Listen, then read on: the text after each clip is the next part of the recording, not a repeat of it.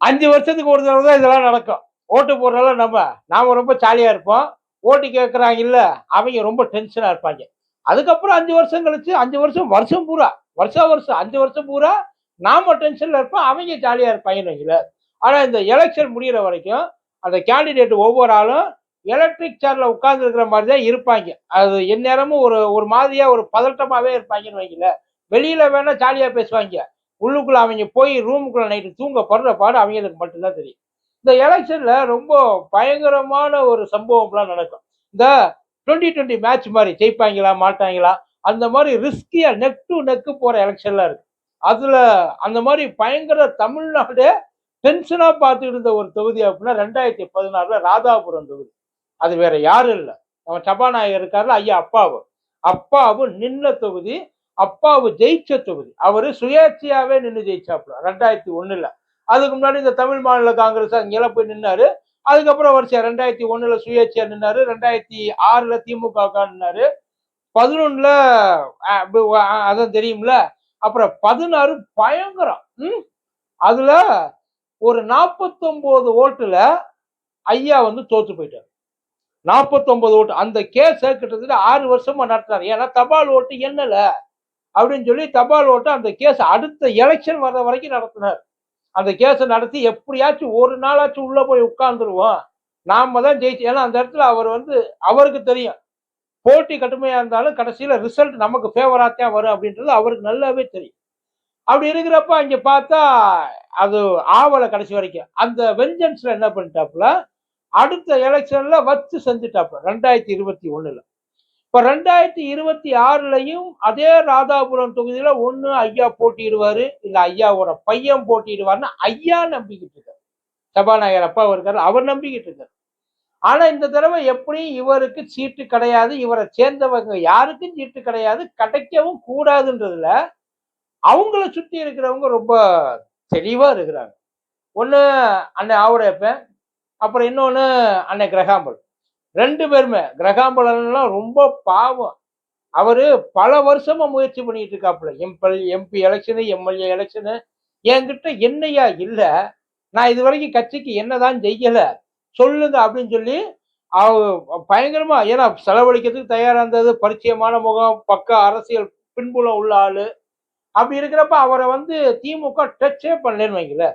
எல்லா எலெக்ஷனுக்குமே ரிஜெக்ட் பண்ணிட்டு வேற வேற ஆளுக்கு கொடுத்துச்சு. இன்னும் சொல்ல போனா 2024 நாடாளுமன்ற எலெக்ஷன்ல இவங்க உள்ளுக்குள்ள அடிச்சுக்கிறத பார்த்து நமக்கு இந்த தொகுதியே வேணாலும் திமுக காங்கிரஸ் கிட்ட தள்ளி விட்டு போயிடுச்சு. இல்லாட்டி எப்படின்னு தெரியும். அங்க நின்னோம்னா நம்ம ஜெயிப்போம், நம்ம ஆளு ஒரு ஆள் வரும்னு தெரியும். இருந்தாலும் எனக்கு இது வேண்டாம். அதாவது இவங்க கிட்ட மாட்டிட்டு முடிக்கிறத விட உங்ககிட்ட தள்ளி விட்டு நான் தள்ளி நின்று சந்தோஷமா இருந்துக்குவேன். எனக்கு ஒரு டென்ஷன் குறையும் அப்படின்னு சொல்லிட்டு தள்ளி விட்டாங்க. ஆனா இப்ப அதுக்கு பயங்கர போட்டி.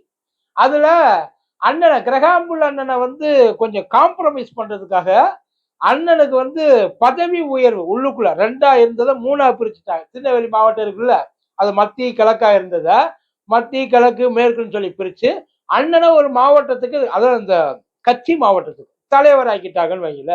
அதனால அண்ணன் வந்து இப்ப கிரகாம்புல் அண்ணன் கொஞ்சம் வந்து ஒத்துழைப்பு கோஆர்டினேட் பண்ணி நல்லா கோஆபரேட்டிவ்லா ஒர்க் பண்ணுவாருன்னு நினைக்கிறோம். அதனால அவரை சந்தோஷப்படுத்துறதுக்காகவே பிரிச்சாங்க. ஆனா இது அத்தியாவசியமான்னு கேட்டீங்கன்னா அப்படி ஒண்ணும் கிடையாது. அதை பிரிக்கலைனாலும் ஒன்றும் பிரச்சனை இல்லை. பட் பிரிச்சதுனால எந்த பிரச்சனையும் இல்லை அப்படின்னு சொல்லிட்டு அதை பிரிச்சு விட்டாங்க. பட் இருந்தாலும் இப்ப அடுத்து அங்கேதான் வந்து நிக்கிறாங்க. அலெக்ஸ் அப்பாவுக்கு போகுமா, இல்ல அப்பாவுக்கு போகுமா, இல்ல ஆவுடைய அப்பனா, யாரு என்ன ஏது, இது எல்லாத்தையும் பயங்கர டிஸ்கஷன் இருக்கா. பட் ஆனா திருநெல்வேலி மக்கள் என்ன திங்க் பண்றாங்கன்றதை யோசிக்கவே இல்லை. பிரச்சனையே அங்கனுக்குள்ளதான் இருக்கு.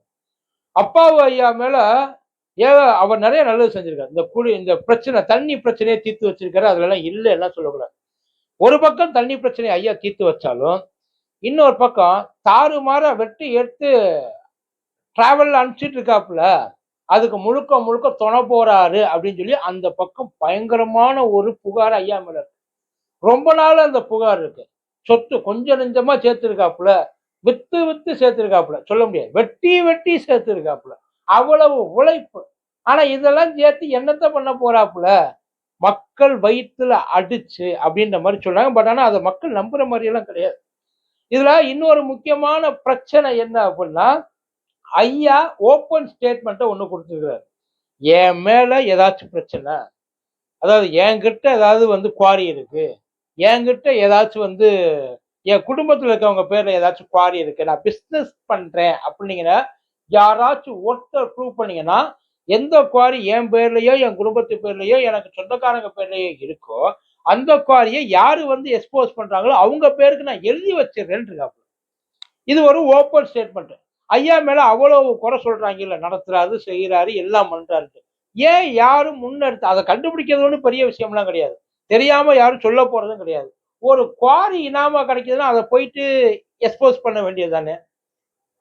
இல்ல ஐயா மேல எதுவும் பயமா? இல்ல ஊருக்குள்ள ஐயாவ எதிர்த்து எதுவும் பண்ண முடியாதா? இல்ல ஐயா கிட்ட உண்மையிலே குவாரி இல்லையா? அப்படி குவாரி இல்லன்னா ஏன் அந்த மனுஷன போட்டு அந்த கொதறிட்டு இருக்காங்கன்னு தெரியல. இப்ப மறுபடியும் அந்த இடத்துல யார் நிக்குது? ஒருவேளை ஐயா அப்பாவும் நின்னாலு, அங்க 1000 சேட்டை செய்யறதுக்கு நெறைய பேர் இருக்கிறாங்க. கலகத்த உண்டு பண்ணி, ஒரு வழி ஆக்கி விடுறதுக்கு இருக்காங்க. ஆக்சுவலி அந்த பிரச்சனை பெரும் பிரச்சனையா உள்ளுக்குள்ள இருக்கு. ஏன்னா இந்த முறையும் அப்படியே வந்து ஒரு தொகுதியா இருந்தா ஒதுக்கிட்டு போயிடலாம் காங்கிரஸ்க்கு. அங்க ஒவ்வொரு தொகுதிக்கும் ஒதுக்கணும் இல்லையா? அதுக்காக வந்து இப்ப அவர தள்ளி விடவும் முடியாது. தள்ளி விட்டா முடிஞ்சு போச்சு. ஆனா அங்க ஆல்ரெடி வந்து அவருக்கும் அவருடைய அப்பனுக்கும் இடையில ஏகப்பட்ட கலகங்கள் இருக்கு. இவர் சொல்ற ஆள் அவர் போடுறது இல்ல, அவர் சொல்ற ஆள் இவர் போடுறது இல்ல. அதுக்கப்புறம் இவருக்கு அந்த பதவி கிடைக்கக் கூடாதுன்னு அப்பா ஐயா என்னென்னமோ பண்ணி பார்த்தாரு. கடைசியில ஒண்ணும் பண்ண முடியல. உள்ளுக்குள்ளேயே ஐயாவோட தொகுதி இருக்குல்ல, அந்த ராதாபுரம் தொகுதிக்குள்ளேயே அந்த உள்ளாட்சி அந்த இதையெல்லாம் பிரிச்சு, பிரிச்சு ஒன்றியத்தை எல்லாம் பிரிச்சு, பிரிச்சு ஆளாளுக்கு வந்து இஷ்டத்துக்கு வந்து அண்ணன் போட்டார், ஆவுடையப்பன் போட்டார். ஏன்னா மாவட்ட செயலர் அவர் தானே. அவர உள்ளுக்குள்ள ஒண்ணும் பண்ண முடியாதுல்ல. ஏகப்பட்ட கன்ஃபியூஷன்ஸ் போயிட்டு இருக்கு. பட் ஆனா ரியலி திருநெல்வேலியில இருக்கிறவங்க என்ன ஃபீல் பண்றாங்க? அந்த ராதாபுரம் தொகுதியில இருக்கிறவங்க, ஐயா அப்பாவுக்காக வக்காலத்து வாங்குவாங்க. அவர் நல்லா பண்ணியிருக்கார். அவர் மேல எந்த தப்பு இல்ல. அவர் உண்மையிலே ஒரு நல்ல எம்.எல்.ஏ.வா இருந்திருக்கார். கேட்டத செஞ்சு குடுத்திருக்காரு. அப்படின்னா, இல்ல இல்ல அவர் என்னென்ன செய்யணும்னு நினைச்சாரோ எல்லாத்தையும் செஞ்சுக்கிட்டாரு. அவருக்கு இனிமேல் அங்க இருக்கிறத பத்தி கவலையும் இல்ல.